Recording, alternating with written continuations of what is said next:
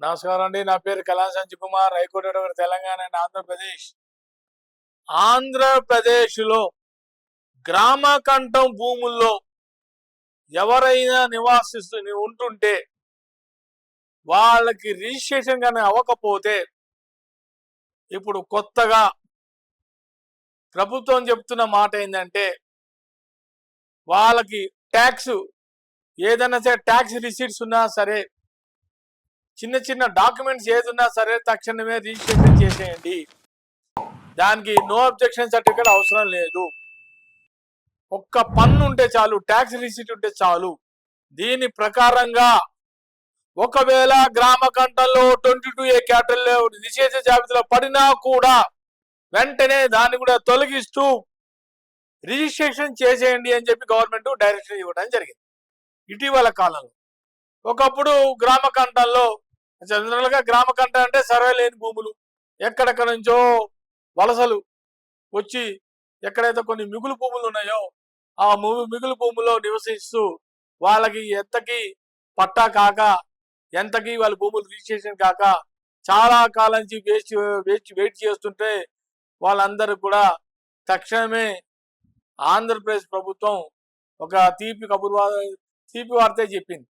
అది ఏంది అంటే గుర్తుపెట్టుకుని ఎవరికైనా సరే గ్రామ కంఠంలో రిజిస్ట్రేషన్ కాని వాళ్ళకి రిజిస్ట్రేషన్ చెయ్యొచ్చు అని చెప్పి గవర్నమెంట్ ఆదేశాలు ఇవ్వడం జరిగింది. కాకపోతే గ్రామ కంఠంలో నివసిస్తున్న వాళ్ళు కనీసం ఒక ట్యాక్స్ అనే కట్టి ఉండాలి. పన్ను, గవర్నమెంట్ పన్ను కట్టున్నా చాలు, సరిపోతుంది. ఇక మిగతా డాక్యుమెంట్స్ పనులే, ఎన్ఓసి కూడా అవసరం లేదు. ఆ పన్ను రిసీట్ పట్టుకొని మీరు డైరెక్ట్ గా సబ్ రిజిస్టర్ ఆఫీస్కి వెళ్ళిపోతే మీకు రిజిస్ట్రేషన్ జరుగుతుంది. చాలా మంది గ్రామ కంఠంలో రిజిస్ట్రేషన్స్ చాలా కాలం నుంచి రిజిస్ట్రేషన్ అవ్వలే. ఇప్పుడు ప్రభుత్వం చెప్పింది ఏంటంటే తక్షణమే ట్యాక్స్ రిసీట్స్ చూపిస్తూ రిజిస్ట్రేషన్ చేసుకోవచ్చు. ఒకవేళ వాళ్ళది కనుక పొరపాటున నిషేధిత జాబితాలో పడినా కూడా పర్వాలేదు, వాళ్ళకి కూడా రిజిస్ట్రేషన్ చేయండి, ఆ 22 క్యాపిటల్ తొలగించి రిజిస్ట్రేషన్ చేయండి అని చెప్పి ఆంధ్రప్రదేశ్ ప్రభుత్వం కొత్తగా నిర్ణయం తీసుకుంది. సో ఎవరు కూడా ఆందోళన చెందకండి. గ్రామ కంఠంలో ఎవరికైనా భూములు రిజిస్ట్రేషన్ కాకపోతే భూములు రిజిస్ట్రేషన్ చేసుకోండి. ఒకటే చెప్పింది ప్రభుత్వం, చెప్పిన కండిషన్ ఏంటంటే వాళ్ళు ట్యాక్స్ రిసీట్ ఒకటి చూపిస్తే సరిపోతుంది. అంతకు మించి ఇంకే డాక్యుమెంట్ చూపిస్తే అవసరం లేదు. లింక్ డాక్యుమెంట్స్ ఏది అవసరం లేదు. అసలు లింక్ డాక్యుమెంట్స్ ఏమి ఉండవు అక్కడ. వాళ్ళకి ఏదో కొన్నేళ్ల నుంచి సంవత్సరాల నుంచి నివసిస్తున్నారు, రిజిస్ట్రేషన్స్ లేవు.